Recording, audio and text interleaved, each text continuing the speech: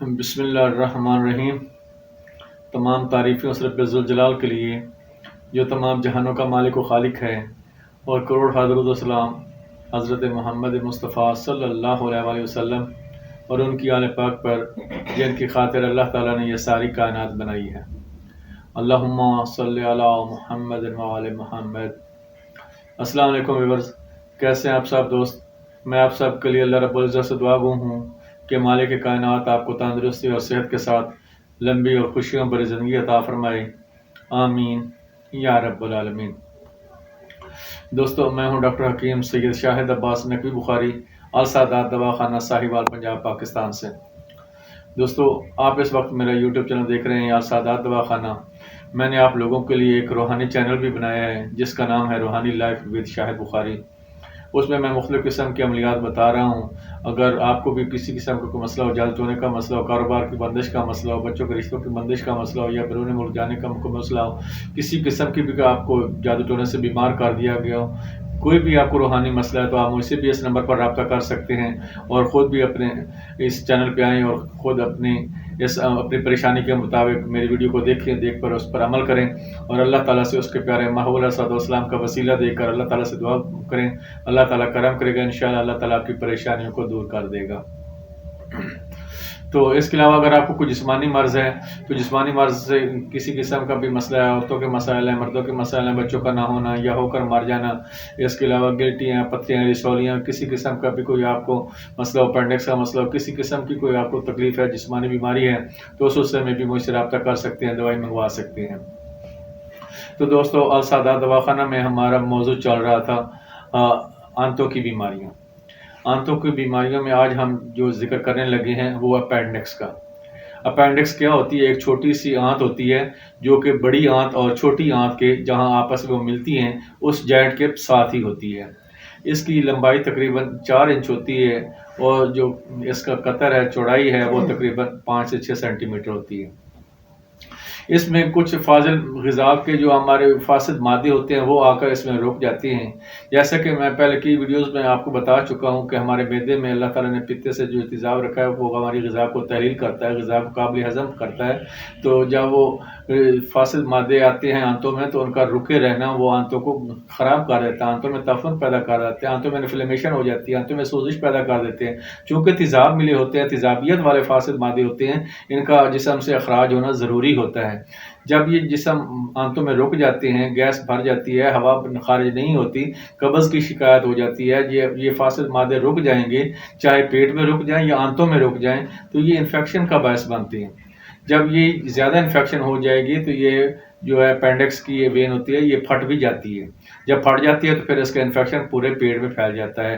اس لیے یہ انتہائی خطرناک مرض ہے، اور اس کا جلد ہی جلد آپ کو اس کی اصلاح کرنی چاہیے۔ فوراً ہی جو ہے نا قبض کش یا کوئی نہ کوئی دوائی استعمال کرنی چاہیے تاکہ آپ کی یہ اپینڈکس کی جو نالی ہے وہ صاف ہو جائے اور اس کے جو فاضل مادے ہیں وہ جسم سے نکل جائیں۔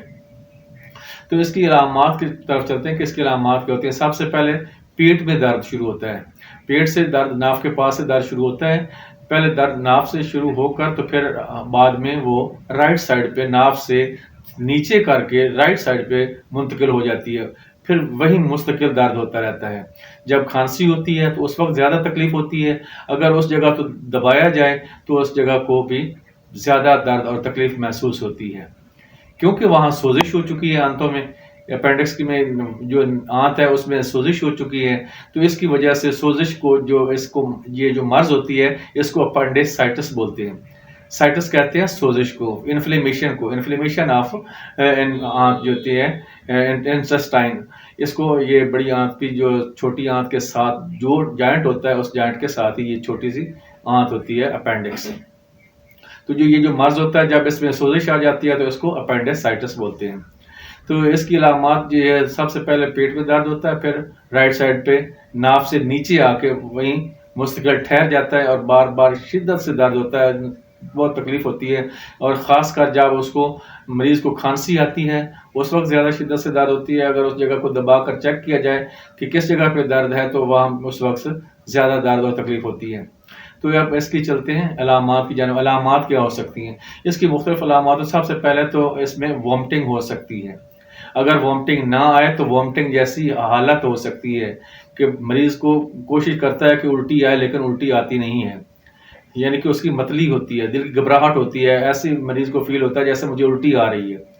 تو اس کے ساتھ پین بھی ہوتی ہے، ساتھ درد ہوتا ہے اور ساتھ اس کے الٹی آتی ہے، اور اس کے ساتھ ہلکا سا بخار بھی ہو جاتا ہے، اور مریض کی جو ہے بھوک ختم ہو جاتی ہے، چونکہ فاضل مادے تو رکے ہوئے ہیں آنتوں میں۔ فاضل مادوں کے رک جانے کی وجہ سے جو مریض ہے اس کی بھوک کم ہو جاتی ہے، اس کو بھوک نہیں لگتی، تو اس کو یہ علامت ہے کہ اس کی بھوک ختم ہو جاتی ہے۔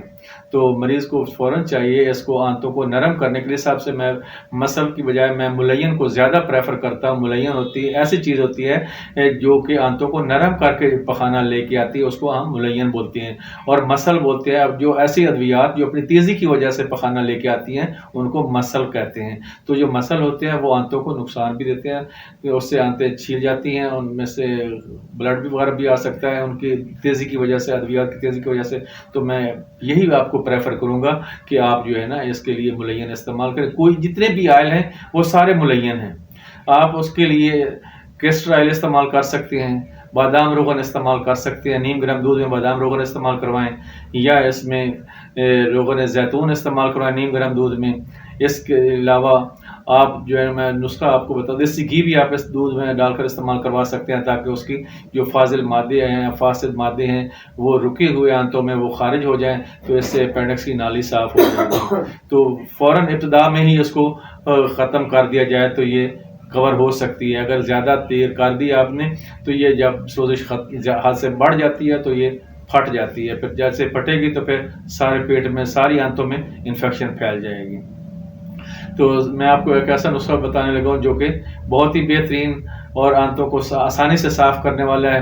سب سے پہلے آپ نے کسی بھی مسال سورس سے جانا، دنیا کسی حصے میں بھی آپ کو آسانی سے ادویات مل جائیں گے، انشاءاللہ کوئی مسئلہ نہیں بنے گا۔ سب سے پہلے آپ نے لینا ہے مرچ سیاہ 1 تولہ، پھر اس کے برابر، چونکہ مرچ سیاہ 1 تولہ ہے تو اس کے برابر 2 تولے آپ نے لینا ہے نوشادر ٹھیکری۔ 1 تولہ مرچ سیاہ، اس کے سے دگنا ہو گیا نوشادر ٹھیکری 2 تولہ، اس سے دگنا آپ نے کر لینا ہے سنڈ آپ نے لینی ہے 4 تولے۔ اب 4 تولے سنڈ ہوگی، اس سے دگنا لینا ہے آپ نے سنا مکی۔ سنا مکی کے آپ نے یہ پتے لینے ہیں، سنا مکی کے آپ نے جو تنکی ہوتے ہیں وہ آپ نے چن لینے ہیں، صاف کر لینے ہیں۔ میں نے آپ کو ہر ویڈیو میں بتایا، آپ نے جہاں بھی سنا مکی استعمال کرنی ہو وہاں اس کے صرف پتے استعمال کرتے ہیں، تنکے اس کے چن لیا کرتے ہیں۔ اگر تنکے ساتھ ہوں گے تو وہ پیش ڈالیں گے، مروڑ ڈالیں گے، پیٹ میں درد ہوگی، تکلیف کا باعث بنیں گے، لہٰذا آپ نے صرف پتے ہی استعمال کریں۔ بعض پرساس اسٹور پہ صرف پتوں والی صاف شدہ بھی مل جاتی ہے، لیکن اس کی قیمت تھوڑی سی زیادہ ہوتی ہے، تو آپ قیمت زیادہ کر کے تو وہ صرف پتے ہی لینے ہیں سنا مکی کے۔ 8 تولے وہ سنا مکی کا پتے لے لیں، ان کو سب کو آپس میں ملا کر صفوف بنا لیں، پاؤڈر کر لیں، اس کو کسی جار میں محفوظ کر لیں۔ تو آپ نے یہ آدھا چمچ 3 ٹائم دیں اس کے، انشاءاللہ اس کی جو غذا کی نالی ہے، جو فاسد مادے رکے ہیں وہ انشاءاللہ صاف ہو جائے گی، اپینڈکس کی ضرورت بھی ختم ہو جائے گی، اور انشاءاللہ نالی بھی صاف ہو جائے گی۔ اللہ تعالیٰ کرم کرے گا۔ اس کے علاوہ جو بڑی آنت میں فاضل مادے رکے ہوں گے وہ بھی خارج ہو جائیں گے، اور اپینڈکس کی نالی بھی انشاءاللہ صاف ہو جائے گی۔ تو دوستو یہ تھی میری آج کی ویڈیو۔ آپ تمام دوستوں سے ریکویسٹ ہے کہ آپ میرے چینل السادات دواخانہ کو سبسکرائب کریں اور اپنے دوستوں اور عزیزوں کو آگے سے آگے شیئر کریں، تاکہ سادات کا یہ سلسلہ فیض چلتا رہے اور لوگ فیض اٹھاتے رہیں۔